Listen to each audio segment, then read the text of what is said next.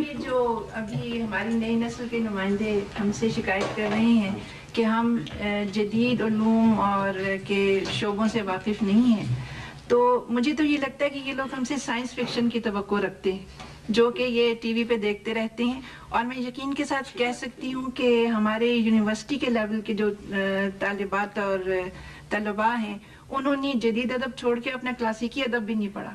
اور جی ہاں، science fiction تو اس سے بھی آگے کے مستقبل کی بات ہے کہ سائنس فکشن لکھنے والا جو ہے وہ آگے کا بھی، اس سے بھی آگے کا خواب دکھاتا ہے جو ہو رہا ہو. جیسے جب ایچ جی ویلز نے ٹائم مشین کا تصور پیش کیا تو اس سے بھی آگے کی بات ہے. جبکہ میں یہ آپ سے کہہ رہا ہوں کہ جو علوم ہیں کم سے کم ان کی جھلک تو نظر آئے کہ ہمارے ادیب نے اس کا مطالعہ کیا ہے. نہیں برخودار بات سنیے آپ، میں آپ سے کہہ رہی ہوں ادب کا موضوع تو انسان ہے، ادب کا موضوع جینیٹکس تو نہیں. اور آپ ہمارے لیے کوئی فارمولا نہیں بنا سکتے کہ بھائی اس فارمولے کو اتنا یہ سائنس لیجئے، اتنی بایولوجی لیجئے، اتنی کیمسٹری لیجئے اور ان کو گھول کے اور اپنی کہانی کے اندر ڈال دیجئے یا شاعری کے اندر. ہم تو وہ جو محسوس کریں گے وہ لکھیں گے، اور معاف کیجئے گا آپ جو کچھ ہمیں دیتے ہیں وہی ہم آپ کو لوٹا دیتے ہیں. آپ جو کچھ آپ کے معاشرے میں ہے وہی ہم محسوس کرتے ہیں، اسی کو ہم اپنے طریقے سے لکھتے ہیں. باقی یہ کہ آپ لوگ خود محنت کر کے یا ذرا 2 قدم آگے بڑھ کے ہمیں پڑھنا اور سمجھنا نہیں چاہتے. دوسری جو قسم ہے ایک یعنی کہ 2 ہمارے، ایک تو ہمارے قاری ہیں، دوسرے نقاد حضرات ہیں. تو نقاد جو ہیں میں ان سے بڑے ادب سے یہ پوچھوں گی کہ آخر یہ ہمیشہ دیو قامت شخصیتیں کیوں تلاش کرتے ہیں ہر دور میں؟ دیو قامت شخصیتیں جو ہیں کبھی کبھار پیدا ہوتی ہیں. اب اقبال پیدا ہوئے تو اس کے بعد ایک سناٹا ہے، کبھی کوئی اور شخصیت بھی پیدا ہوگی، لیکن اس کا یہ مطلب نہیں کہ ادب اور تخلیق رک جاتی ہے، بلکہ سب کچھ ہوتا رہتا ہے. آپ لوگ تلاش کریں تو آپ کو اجتماعی طور پہ کوئی رویہ جو ہے وہ ایسا نظر آئے گا جو کہ تاریخ میں کبھی زندہ رہے گا. اب یہ تو ضروری نہیں ہے کہ ہر دور میں کوئی اقبال پیدا ہو، کوئی حالی پیدا ہو، اور ہر دور کا انداز جو ہے وہ بدلتا رہتا ہے. تیسری بات مجھے آپ سے یہ کہنی ہے کہ آپ نے نقادوں نے اچھے اور برے ادب کی تمیز بالکل ختم کر دی ہے. آپ رونمائی کی تقریبوں میں ہر ادیب کو عظیم ادیب ثابت کرتے ہیں. آپ کسی بھی تقریب میں چلے جائیں، روزانہ اگر 10 محفلیں ایسی ہوں گی تو 10 محفلوں میں آپ کو ایسے ادیب ملیں گے جن کا کوئی مقابلے کا ادیب نہیں ہے، اور وہ عالمی ادب کے مقابلے میں رکھی جا سکتی ہیں ان کی تصنیفات. اور حیرت پھر ہم لوگوں سے یہ توقع کرتے ہیں کہ ہم ایسا ادب پیدا کریں جو کہ عوام کی سطح پہ بھی معیاری ہو اور خاص پڑھنے والوں کے لیے بھی وہ کوئی معنی رکھتا ہو.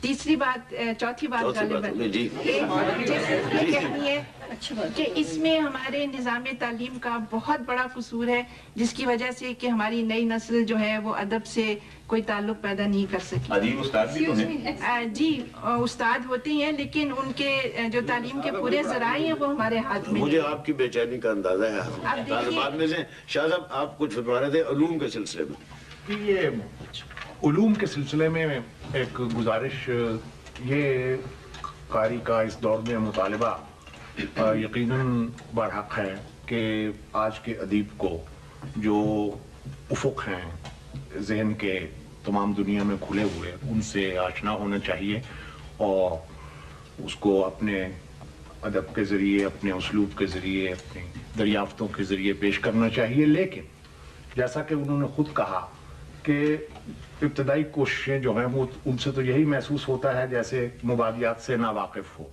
در حقیقت علم ہو یا انسانی تجربہ ہو یا مشاہدہ ہو یا تخیل ہو، ادیب کا کام تو ایک ایسی چیز کو پیش کرنا ہے جو اس کی واردات قلب بن چکی ہے، اور اگر واردات قلب نہیں بنی تو سطحی رہ جائے گی، چاہے وہ علم ہو چاہے کچھ اور ہو. لیکن دقت اس میں یہ ہے کہ ان علوم کو علمی زبان میں پیش کرنا اور چیز ہوتی ہے اور ادب کی زبان میں پیش کرنا اور چیز ہوتی ہے. میں اپنے طور پر سمجھتا ہوں کہ ہمارے زمانے کے خاص اچھے ادیبوں نے، اور بہت سے ایسے بھی ادیب جو دیو قامت نہ صحیح لیکن قابل لحاظ قد و قامت رکھتے ہیں، انہوں نے علوم کو جس طریقے سے پانی کر کے ادب کی زبان میں لکھا ہے، اس کے لیے علوم کا بھی جاننا بہت ضروری ہے کہ کس گہرائی میں مثلا انتظار حسین پہنچا. یہ کوئی معمولی بات نہیں ہے کہ آدمی یہ جان لے کہ افسانے کے ذریعے दुनिया के कौन कौन से उलूम पेश किए जा सकते हैं। चलिए अब आप फरमाइए। मेरा नाम सैयदा समीना है। मैं ये कहना चाहती हूँ कि लिखने और पढ़ने दोनों ही पर तकरीबन हर सोसाइटी ने जोर दिया है, और जो ये काम लिखने का काम खास तौर पर ये राइटर्स का और पोइट्स का होता है, और ये अपने ज़माने के हर पहलू का, अपने माशरे के हर पहलू पर लिखते हैं। और मैं समझती हूँ कि ये इस अंदाज से लिखते हैं कि एक आम पढ़ने वाला जहन भी उसे आसानी के साथ कबूल कर लेता है। और ये जब एक आम जहन उसे आसानी के साथ कबूल कर लेता है तो उस वक्त तमाम वो जो है एक नेशनल थिंकिंग बन जाती है, वो एक नेशनल थिंकिंग को जन्म देता है। और वो जो उसकी नेशनल थिंकिंग है उससे न सिर्फ ये कि पोइट और वो जो राइटर है वो एक स्कॉलर का दर्जा उसको मिल जाता है, बल्कि वो जो उसकी क्रिएशन है वो भी एक कौमी सरमाया बन जाती है। जैसे इकबाल, हारिस और सैयद का जिक्र आया, तो ये एक बेमिसल मिसालें हैं ये। लेकिन जब हम आज का लिटरेचर स्टडी करते हैं तो हम देखते हैं कि आज का जो आज तख्लीकात हो रही हैं उनमें वो कमिटमेंट नहीं है और उनमें कोई मोटिव नहीं है। इसकी मिसाल और इसका नतीजा ये है कि एक नॉन लिटरेरी भी एक बुक लिख लेता है, आराम से लिख कर 10-15 हज़ार रुपये खर्च करता है, उसे छपवा लेता है और 2-4 बड़े-बड़े होटल्स में उसकी तकरीबन रूनुमाई हो जाती है। और किसी से दीवार पर लिखवा लेते जी, लेकिन इसका नतीजा ये निकलता है कि चंद ही अरसे बाद उसकी ये काविश हमें सड़क बजाय इसके कि लाइब्रेरियों में नजर आए, लाइब्रेरियों की जीनत बने, वो सड़कों पर सस्ते दामों मिलती नजर आती है। तो जबकि ये जो वक्त है ये ऐसा है कि इस वक्त हमारी कौम और ख़ास तौर पे मैं कहूँगी नौजवान नस्ल को एक ऐसे प्लेटफॉर्म की ज़रूरत है कि जिसके ऊपर खड़े होकर हम अपनी मंजिल को पा सकें। और जहाँ तक मेरा ख्याल है कि हमें ये प्लेटफॉर्म मुहैया करने की तमाम तर जिम्मेदारी राइटर्स और पोइट्स के सर है। बशर्ते कि आप तो- उनको पढ़ें संजीदगी के साथ। नहीं, आप हमें एक मिनट सर की बात पूरी होने दें सर। और क्या मैं ये पूछना चाहती हूँ कि क्या आज का कोई पोएट या कोई राइटर ये दावा कर सकता है कि उसने अपनी नौजवान नस्ल के लिए कोई काबिल जिक्र काम किया है जिस पर कौम को फख्र हो? और क्या हम ये समझ लें कि आज का राइटर और पोएट जो है वो अपनी जिम्मेदारी को महसूस नहीं कर रहा है या वो मसलहत पसंद हो गया है? जी अभी बहुत दिलचस्प बातें हुई सारी, और ये सारे सवाल सुनकर एक बात का एहसास ज़रूर हुआ कि अदब का यानी अदीब का और कारी का रिश्ता जो है वो ज़रूर कुछ टूटा हुआ है। और ये भी यकीन हुआ कि लोग इसको अदब को आज जो लिखा जाए उसको नहीं पढ़ रहे, और ख़ास तौर पर ये नौजवानों के सवालात सुन के ये जो है ना ये साबित होता है। मलिक साहब को नौजवानों में शामिल कर दिया अभी जो जी एक सेकंड जी।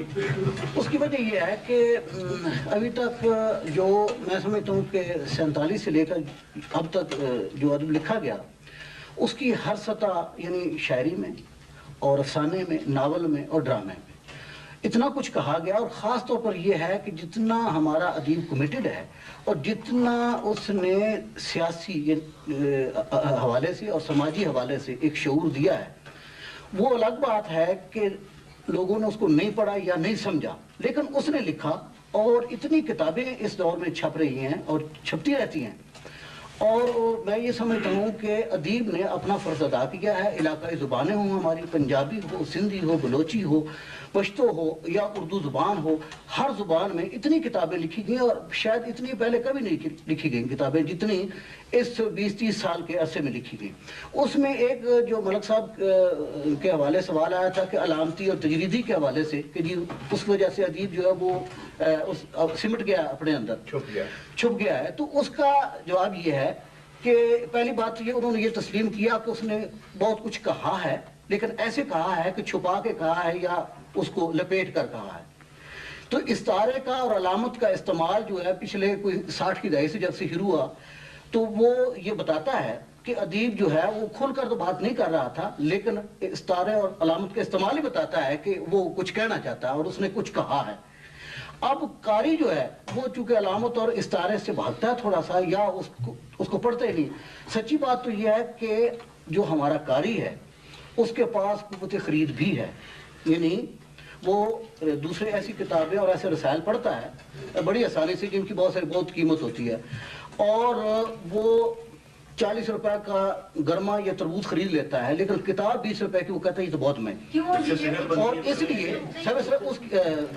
माफ कीजिएगा, उसकी वजह एक ही है कि उसको जो चीज सोचने पर مائل کرتی ہے، ایسا ادب جو سنجیدہ ہے، جو اس کو آگے لے جاتا ہے، اس کی بجائے وہ وقتی یا تفریحی چیزیں جو ہے اس کو وہ ترجیح دیتا ہے. اور اس کی دلچسپی کے ذرائع جیسا کہ پہلے کہا بھی گیا کہ اور بہت سارے ہیں، VCR ہے، ٹیلی ویژن ہے، فلمیں ہیں اور بہت سارے ہیں. اور پہلے زمانے میں چند چیزیں تھیں اور ادب جو ہے یا اس کتابیں جو چھپتی تھی چند وہ اس پر توجہ دیتا تھا. اچھی کتاب آج بھی پڑھی جاتی ہے. اور وہ جو سوال ہے کہ نوجوان نسل کو آپ نے کون سا شعور دیا ہے وہ بتائیے. وہ یہ ہے کہ یہ جو نوجوان ہے یہ کلاس میں پڑھ کر وہ چیزیں آتے ہیں جو آج سے 30-40 سال پہلے لکھی گئی تھی.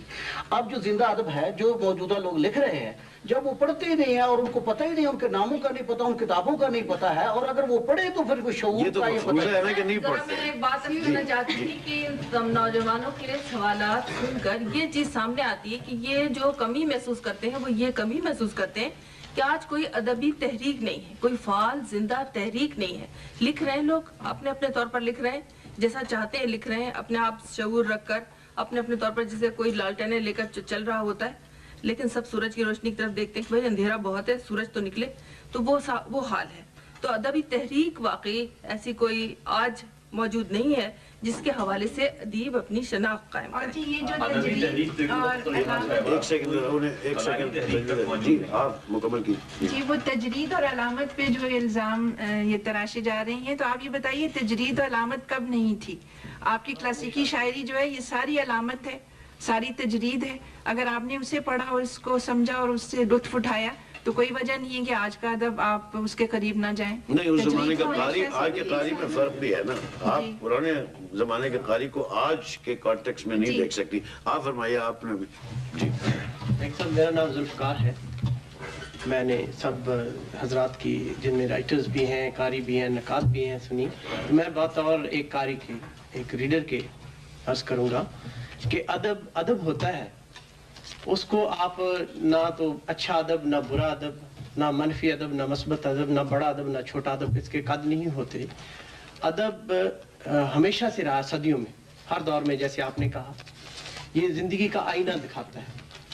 اب زندگی جیسی بھی، اگر اس میں زندگی میں ارتعاش ہے، ایک طوفان ہے تو آئینے میں آئے گا. اگر زندگی میں اب ہے، فلو ہے اس کا، جیسے زیر و بم ہے، وہ اسی میں آتے جائیں گے.